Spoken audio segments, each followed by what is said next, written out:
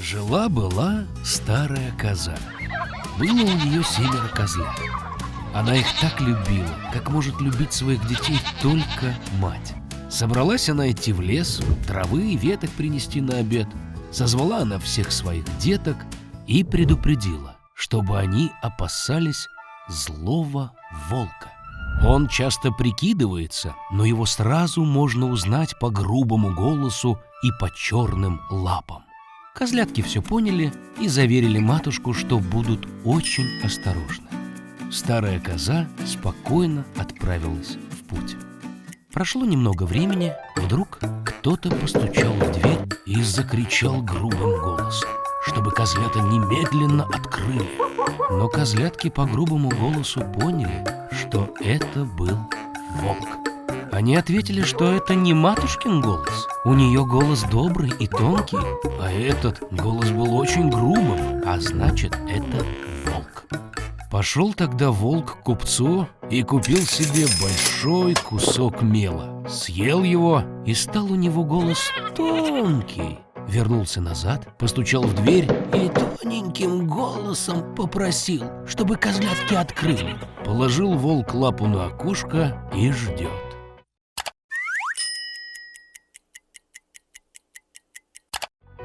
А козлятки увидели ее и ответили, что у матушки лапы не черные, а белые, а значит, это волк. Побежал тогда волк в пекарню и попросил, чтобы дали ему немного теста. Помазал волк свою лапу тестом, подошел злодей в 3-й раз к двери, положил свою белую лапу на окошко и постучался. Увидели козлята, что лапа белая, и подумали, что это была их матушка. Отворили дверь, но перед ними стоял волк. Испугались они и начали разбегаться кто куда. Прыгнул один козленочек под стол, другой на кровать, 3-й на печку, 4-й в кухню, 5-й в шкаф, 6-й под умывальник, а 7-й спрятался в напольные часы. Но всех их нашел волк, разинул пасть и проглотил одного за другим. Одного только он не нашел, младшего, что спрятался в часах. Наевшись досыта, волк ушел, растянулся на зеленом лужку под деревом и заснул. Пришла вскоре старая коза из лесу домой. Ах, что ж она там увидела! Дверь настежь раскрыта, стол, стулья, скамья прокинуты, умывальник разбит, подушки и одеяло с постели сброшены. Стала она искать своих деток, но найти их нигде не могла. Звала их по имени, но никто не отзывался.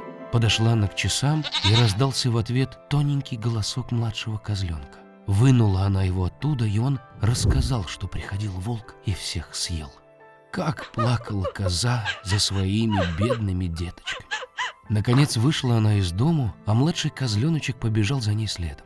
Пришла она на лужок, видит, лежит у дерева волк и храпит так, аж ветки дрожат. Оглядела она его со всех сторон и увидела, что в раздувшемся брюхе у него что-то шевелится и барахтается. Она догадалась, что это были ее деточки, и очень обрадовалась, что они были еще живы. Сказала она козленку побежать поскорее домой и принести ножницы, иглу и нитки. Затем ножницами коза надрезала волку брюхо, и оттуда высунул свою голову один козленочек. А затем и другие выскочили, все 6, и ничего с ними плохого не случилось. Вот уж радость-то была. Стали они обнимать свою матушку, скакать и танцевать. Затем старая коза сказала, что было бы неплохо проучить волка, пока он еще спит. Они натащили камней и засунули их волку в брюхо. Зашила старая коза ему брюхо, а тот ничего и не заметил, даже ни разу не пошевелился. Выспался волк, поднялся на ноги и почувствовал в брюхе такую жажду, что решил напиться воды с колодца. Еле-еле подошел он к колодцу, наклонился к воде, и тяжелые камни потянули его на дно колодца. Увидели это 7 козлят и стали на радостях плясать вместе со своей матушкой. Вот так они проучили злого волка. Жили на свете муж и жена.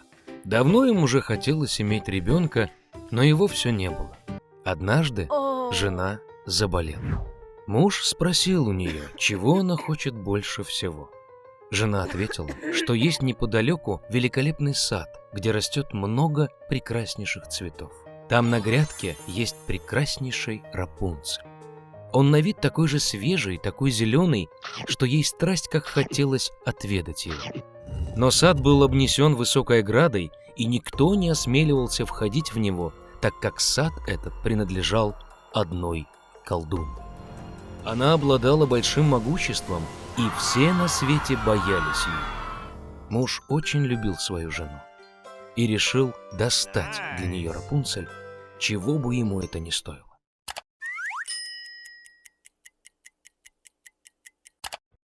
И вот перелез он в сумерках через каменную ограду в сад колдуньи, нарвал в торопях целую пригоршню зеленого Рапунцеля и принес его жене. Она тут же приготовила себе салат из него и с жадностью поела. Салат этот так понравился ей, что на другой день захотелось еще больше, чем прежде. Пробрался муж в сад еще раз, но перед ним уже стояла колдунья. Она гневно на него поглядела и сказала, что он сильно поплатится за воровство Рапунцеля. Он попросил колдунью не гневаться, ведь сорвал Рапунцель для своей жены, которая сильно заболела, а он так сильно любит ее. Гнев у колдуньи немного прошел, и она сказала, что если это правда, то позволит набрать Рапунцеля столько, сколько он пожелает, но при одном условии. Он должен будет отдать колдунье ребенка, который родится у его жены. Муж со страху согласился. Когда жена родила девочку, явилась тотчас колдунья, забрала ребенка с собой и назвала ее Рапунцель. Стала Рапунцель самой красивой девочкой на свете. Когда ей исполнилось 12 лет, колдунья заперла ее в башню. Башня-то находилась в лесу, и не было у нее ни дверей, ни лестницы, только на самом верху было маленькое оконце. Когда колдунье хотелось забраться на башню, она звала Рапунцель, чтобы та спустила свои косы вниз. А были у Рапунцель длинные, прекрасные волосы. Услышит она голос колдуньи, распустит свои косы, подвяжет их вверху к оконному крючку, и упадут волосы вниз. А колдунья взберется тогда наверх, уцепившись за них. Прошло несколько лет, и случилось королевскому сыну проезжать на коне через лес, где стояла башня. Вдруг услышал он пение, а было оно такое приятное, что он остановился и стал прислушиваться. Это пела Рапунцель своим чудесным голосом. Захотелось королевичу взобраться наверх. Стал он искать вход в башню, но найти его было невозможно. Увидел он как-то раз, как колдунья взбирается наверх по косам, которые спустила ей Рапунцель. И на другой день, когда начало уже смеркаться, подъехал королевич к башне и позвал Рапунцель. Она услышала, спустила свои косы вниз, и королевич взобрался наверх. Рапунцель, увидев, что к ней вошел человек, которого она никогда не видела, сначала сильно испугалась. Но королевич ласково с ней заговорил и рассказал, что сердце его было так тронуто пением, что решил он ее непременно увидеть. Тогда Рапунцель перестала бояться. И когда он спросил, согласна ли она выйти за него замуж, она дала свое согласие и протянула ему руку. Вот только не знали они, как им вместе спуститься вниз. Придумали они, что когда королевич будет приходить, всякий раз будет брать с собой кусок шелка, а Рапунцель будет плести из него лесенку. И когда лесенка будет готова, они вместе спустятся по ней и уедут. Колдунья ничего не замечала, пока однажды Рапунцель не спросила, почему это королевича легче тащить вверх. Все поняла колдунья. Разгневалась и вцепилась в ярости в прекрасные волосы Рапунцель. Обмотала их несколько раз вокруг левой руки, правой схватила ножницы и отрезала их. Завела колдунья в густую чащу Рапунцель и спрятала ее там. Привязала она отрезанные косы к оконному крючку, и когда явился королевич, спустила их вниз. Взобрался королевич наверх и увидел колдунью. Она глянула на него своим злобным взглядом и сказала, что не видать ему Рапунцель никогда. Королевич был вне себя от горя и в отчаянии выпрыгнул из башни, но колючие шипы кустарника, на которые он упал, выкололи ему глаза. Бродил слепой королевич несколько лет в горе и печали по лесу. Все время горевал и плакал по потерянной им любимой. Зашел однажды он в густую чащу, вдруг услыхал королевич чье-то пение. Оно показалось ему таким знакомым, и он пошел навстречу.